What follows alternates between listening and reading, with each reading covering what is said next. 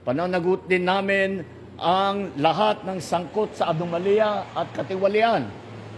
Ilalabas natin ang buo at pawang katotohanan at titiyakin natin hindi na mauulit ang kawalan ng respeto at malasakit sa taong bayan.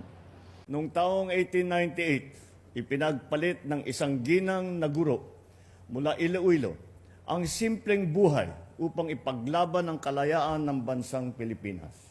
Siya, si Teresa Magbanua o Nanay Isa, ang tinaguriang Visayang Joan of Arc. Sa kabila ng kanyang pribilehiyong makakuha ng mataas na edukasyon at maging maestra, mas pinili niyang itaguyod ang mga karapatan ng bawat Pilipino. Sa gitna ng panganib at sa bawat pagsubok, hindi siya sumuko. At hanggang sa kanyang pagtanda, patuloy siyang naging sandigan ng mga sundalo at gerilyang lumaban para sa bayan.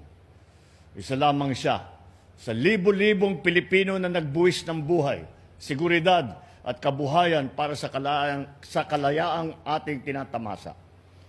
Ngayong araw ng mga bayani, binibigyang pugay natin ang mga Pilipinong hindi na isulat ang pangalan sa mga pahina ng kasaysayan, ngunit naging mitya at apoy na bumuhay sa ating kasarinlan.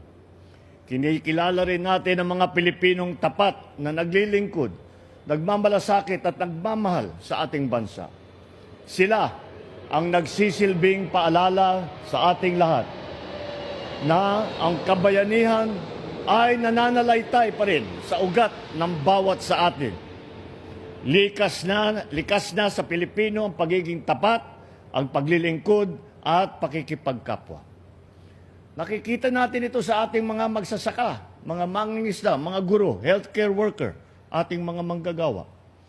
Ang kanilang araw-araw na paglilingkod sa kabila ng mga hamon ay patunay na buhay pa rin ang diwa ng kabayanihan para sa bayan.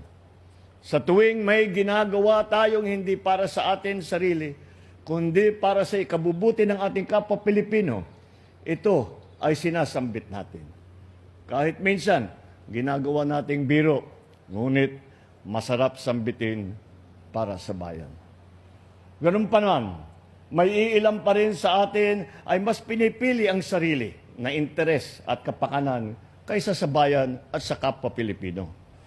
Kasabay ng paglipas ng panahon ay ang pagsibol ng mga bagong hamon na kailangan nating harapin. Hindi lang pagpapalakas ng ating depensa ang kailangan nating tutukan upang maalagaan ating kalayaan. Kailangan din natin labanan ang banta ng katiwalian at pang-aabuso sa kapangyarihan ng ating lipunan. Dahil hindi lamang salapi ang kanilang ninanakaw, kundi pati ang kalusugan, pangarap at kinabukasan ng mga susunod na henerasyon na Pilipino. Kaya't hindi natin dapat ipagwalang bahala ang maliliit na panlilinlang sapagkat kung paulit-ulit, ito'y pinapalampas natin, unti-unti nitong sinisira ang ating lipunan nang hindi natin namamalayan. Bilang Pilipino, may pananagutan tayo sa ating bansa na maging mas mapanuri sa mga mali, na isiwalat ang panloloko at panindigan ang alam nating tama kahit hindi ito madali. Ito rin ay pagkakataon upang gisingin ang kamalayan ng kabataan tungkol sa kanilang tungkulin sa bayan. Gabayan natin sila upang maging mas mapanuri sila sa mga suliranin sa ating lipunan. Kung hindi natin maihahanda ang kabataan sa pagtatanggol sa ating kalayaan, ipinagkakanulo natin hindi lamang ang sakripisyo ng ating mga bayani, kundi pati na rin ang kinabukasan ng ating bansa. At sa hangaring ito ang pangako ng inyong pamahalaan. Hindi namin kayo iiwan. Pananagutin namin ang lahat ng sangkot sa anomalya at katiwalian. Ilalabas natin ang buo at pawang katotohanan at titiyakin natin hindi na mauulit ang kawalan ng respeto at malasakit sa taong bayan. Kaya't magtulong-tulong tayo upang labanan ng korupsyon, labanan ng pag-aabuso sa tungkulin, labanan ang pagyurak sa ating karapatan. Sapagkat ito lamang ang paraan upang matamasa natin ang mas maunlad, mas makatarungan at mas matatag na bagong Pilipinas.